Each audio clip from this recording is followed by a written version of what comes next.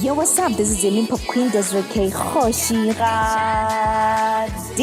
your host of Amalgamation Sound and Experience, right here on Nirvana World FM, every Sunday, 11 a.m. You are blue, you yellow, you black, you white. We're living in that the same sky. Welcome to Amalgamation Sound, back on Nirvana World FM. Again, as I promised this Sunday, I've got something amazing for you. We are live on Nirvana World FM, your beat, your music, and of course it is Tirumati Dezry Reddy. Vanakam. This is a phenomenal lady by the name of Judy Umraw. I am so happy to have you in studio today. Judy Umraw in studio, guys, on Amalgamation Sound and Experience right here on Nirvana World FM. We are international, and she has just come back to South Africa from Turkey. I'm telling you, this is an international standard kind of interview. If you have not accumulated knowledge via commitment, you must know today that mega doubles the quantity. This is a multi-talented Judy Umraw from Pietermaritzburg. She is a belly dancer. She is a belly dance teacher. She is the newest, latest Miss and Mrs. Royal International semi-finalist, and she is right here in studio. Today we'll be talking about gender-based violence. We'll be talking about Judy Umraw's journey, and we will be communicating further about how she relates to Amalgamation Sound and Experience, because having known Judy for a while, which I have brought to you today, is that she is embracing multicultural people of different faces, colors, shapes, backgrounds, religion, races, country originated, or you name it. People from different backgrounds, and she's just interacting with them as normal as possible. She is a loving soul. She is accepting of everybody regardless of how different they are from her, and she is a pure definition of amalgamation. You're wearing Miss and Mrs. Royal International Pageant 2022 semi-finalist. Yes. What is this? What is this Okay. Royal International Pageants? Well, this is a very, very good platform for women to be Yes. highlighting, exactly their own authentic selves. And this platform actually also helps get out there and help other women, empower other women. And in that way, we can, uplift each other. No matter, as you said, no matter what color, race, creed you are, we want to, be united, work in unison, that Yes. we can make this a better world. So I think that's what I am passionate about, is, seeing other people uplifted. And, when I feel uplifted, I want to spread that. And this platform is also very good because it actually is helping NPO called Project Rage, which we will go into more in depth. Now, Project Rage is an organization that deals with gender-based violence, and as you know, I'm very passionate about that, and that is why I actually climbed Mount Kilimanjaro in a saree for gender-based violence. So I'm passionate about that topic, and I'm passionate about that awareness. And I'm passionate to, break that silence, break the ceiling on gender-based violence, bring out the awareness that, we're all facing it on a daily basis, but nobody wants to talk about it. Nobody wants to do anything about it. So let's just say enough is enough, and let's just go for it. Let's do something about it. Let's find solutions. At the moment, South Africa is the highest, statistics say, that we're the highest amount in South Africa when it comes to gender-based violence cases. So through Project Rage, I know I'm going serious now, but through Project Rage, we're going to actually try to alleviate this problem and bring out solutions, educate people, show them that, yes, there are ways and means to talk about it. So, yes, I'm very, very honored and humbled to be associated with Royal International, because I know we're going to do lots of good work out there. Adele sends hearts, so you're touching so many hearts right now. Thank you. We've got about 4.8k likes on all that you have mentioned, and it keeps growing. So Perima says, wow, amazing. And Letitia says, congratulations, Judy. But you're such a strong woman with everything that you've gone through. What has encouraged you to be so passionate about the gender-based violence topic? Well, I think, when you grow up in a community where you see women and you deal with these women on a daily basis, and as you know, I do have forums, like I have a women's forum, I have the dance school. So, I'm working with women at, all ages and all races. And, that actually makes you see exactly what is going on there. You are, on a daily basis, you're listening to these stories, and women are so afraid. Yes. They're so afraid to That's come true. out there and break that silence. And, whatever happens to them, it's become, because of societal pressure. Yeah. They think it's an okay thing, and we want to change that narrative. We want to say, no, it's not okay. You need to step out there, become the better version of yourself. Step out of your comfort zones. And I always believe that it's very difficult to do that. Step out of your comfort zones. Very difficult. And when you do it, then only you can achieve. Then only you can learn. Because then it's giving you another dimension, another level to life. Is it so hard for other women to understand that and take a step for an afraid woman? Do we have to judge our fellow females because they are afraid, because they do not have the strong character as we do, because they cannot see the kind of danger they're in? How do you then get involved and save this person? What is this initiative willing to do for women like that? Okay, well, coming back to Project Rage, which Yes. we are actually working towards to bring out the awareness. Yes. The organization is run by Dr. Mark Ramsing. Now, he's the founder. And then we have Royal International, who Rosa van Niekerk is the founder of Royal International.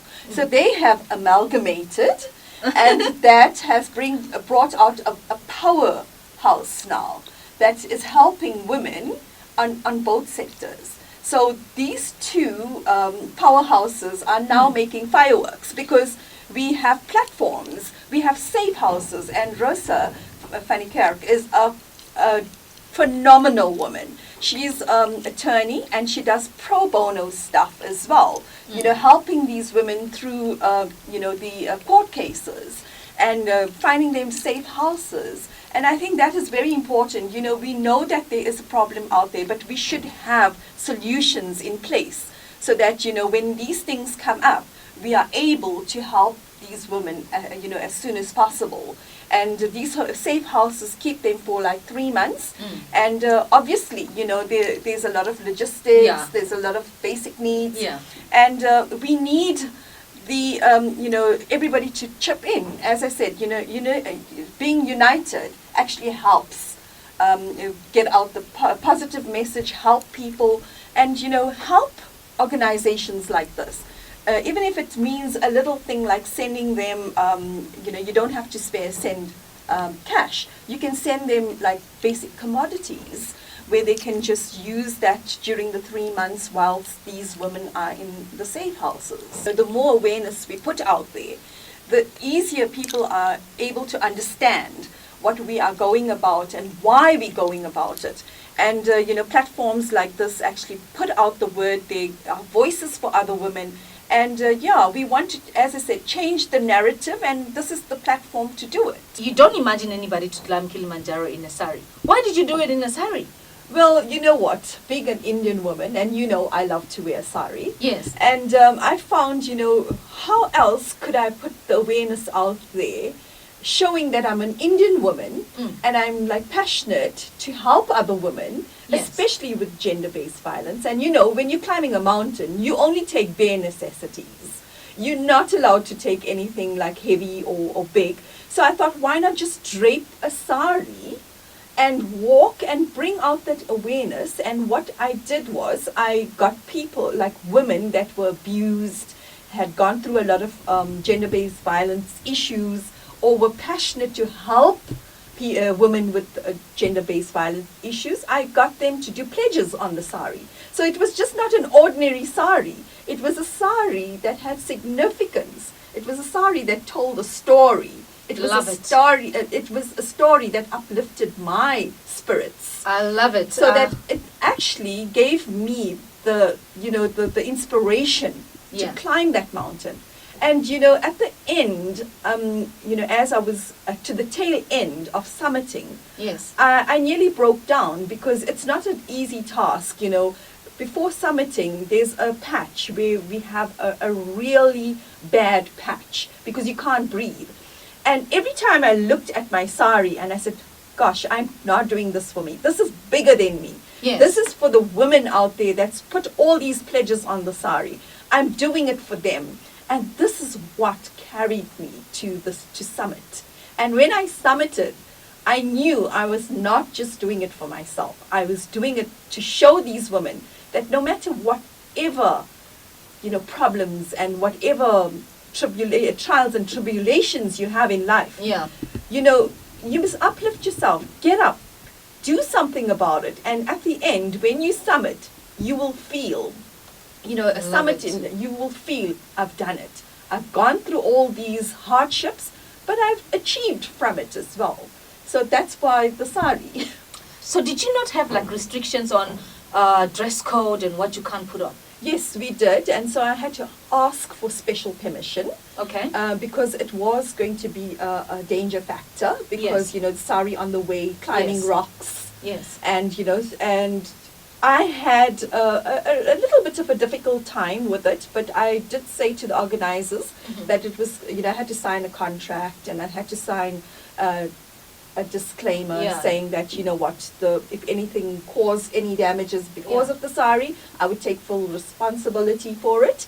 And and I think, we say Shakti, women Shakti, and I found that sari was my Shakti. How strong are you to climb Kilimanjaro? Well, you know what? I won't say I'm the physically most strongest, because I'm not. It had a lot of training that I had to go through. The training was quite gruesome for me, because I had to move out of my comfort zones. And obviously, I've been always in heels and as a dancer, glitz, glamour, and then going into the bush and, experiencing that type of life was very difficult. Like, going to the ablution service, there's no bathrooms and things in the bush. You probably had to buy the shoes for it. And or go bare feet. And, those are the things that's changed. And it's actually changed my life in so many ways as well. Because then I look at life in a different perspective. Yeah. Because we take so much for granted. We have all these comforts. And yes, we enjoy it. But when you're on the other side, you now know what people without stuff do. I mean, we just turn on the tap, and here we have water. What do people do when they don't have it? They got to go, forage, like herbs or whatever, food or whatever, grow their own stuff, and then go and collect water from the rivers, boil it, drink it, make sure it's safe. Minimum be very conscious of not wasting water. Yeah. And I think that's also another thing that we need to look at. Yes. And so it's taught me so much that, life can give you the good, can give you the bad, but it's how you perceive and how you actually, how you get through all these things that you need to do, and how resilient you are. Tell us about the Judy Umraw School of Dance. Okay, I actually initiated or formulated the dance school, having taught women and seeing the benefits and what it was doing to women, not only as a physical attribute, but, mentally and spiritually as well. So, it was like a holistic approach to life.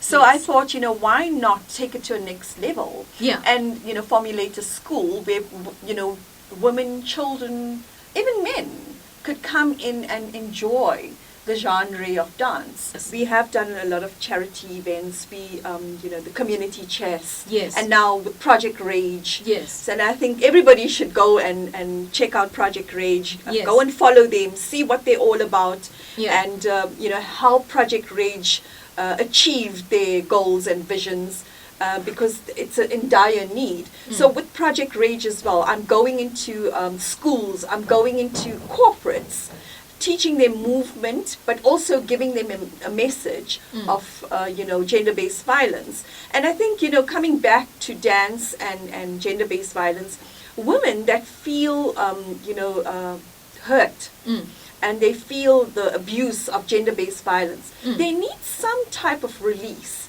some type of ways to let go of those negative feelings. And I think dance is a very good way. As I said, it produces serotonin, which is a very a brain chemical that makes you feel a good feeling. So it's good for their healing process as well. And this organization, being an NPO as well, is an organization that we can actually look up to. We can be inspired by. And as I said, the founder is Dr. Mark Ramsing. Yes. And we also have Rosa van Niekerk, who's also an attorney, and she is the founder of the Royal International Pageant.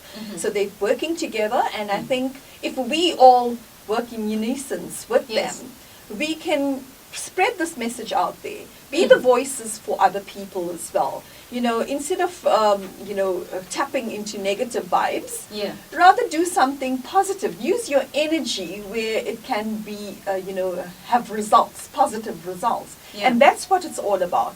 And our vision is to actually put the voice, be voices for others, support gender-based violence. And listen, gender-based violence is not only about women. Men also experience it. That's true. Children experience it. And I think, we should also, touch on the, sensitivity of it. Because, when children grow up in a home with gender-based violence, it affects them. It affects all their aspects in life. And that's also, a thing that we have to spread awareness about. Children need to be upskilled. That where the core problem is and where the solutions are, so that they grow up and make the society a better society, so we don't have a repetition or a vicious cycle of gender-based violence being a problem. We eradicate it, take it out of our system completely. So I think upskilling, the youth, children from a young age is also very important. And, coming from the communities that we do come from, we normally feel like, if something is happening at home, we don't need to tell it to anybody. It's okay. We go through these things, but then it escalates. It becomes a bigger problem. And then, it now affects everybody in the family. So that's why I'm saying, like, an organization like Project Rage can now have expertise, support systems that's in place that can help the issues. And the attorneys can come in, the counselors can come in and help the situation and diffuse certain issues. What is the future plans for Project Rage? If people are interested, they can go on to www.projectrage.co.za. We have a Facebook page as well, Project Rage. And, hashtag, if you come across things and you want to share, hashtag Project Rage. So, we're out there in the social media. Royal International, you can also contact them as well. And, somebody would help you and give you information as well. So I think we're out there. We need people to also come in and help us. Yeah, totally. So, when we work together, we achieve more. And, like Gandhiji said, be the change you want to see. Yeah, totally. And people, if they want the change, we must get together and make that change. Walk our talks. Just don't talk about it. And it's come to a stage where enough is enough. Like Project Rage, our mission is no blood anymore. So what we mean is no blood on our hands anymore. So that's what it is. If you look at our logo, Project Rage logo is, a hand, which I have, which I'll show you now. It's no blood on our hands. If you see that, this is what Judy Umraw is talking about, is Project Rage, no blood on my hands. Can you raise your hand and say no blood? I think that's a pledge everybody should make. And You have to. Say no blood on my hands, and it has a very big meaning. It's not only about gender-based violence, it's about all type of injustices out there. And if we all pledge to help the situation, it will make life a little easier for everybody. We would like for you guys to go to your social media, post a picture of your hand, and hashtag Project Rage, hashtag no blood on my hand. Let us see how many people in this country and in the world are willing to bring about change and make something of it. How do you become a semi-finalist of this big brand? Okay, what happens is it is a procedure that you go through, and you send in your bios, your experience, what you're passionate about, and then you are selected from, and we've had many entries, and obviously this is the first time that this Royal International, so I'm the first batch of semi-finalists, so I'm very lovely. honored and humbled for that.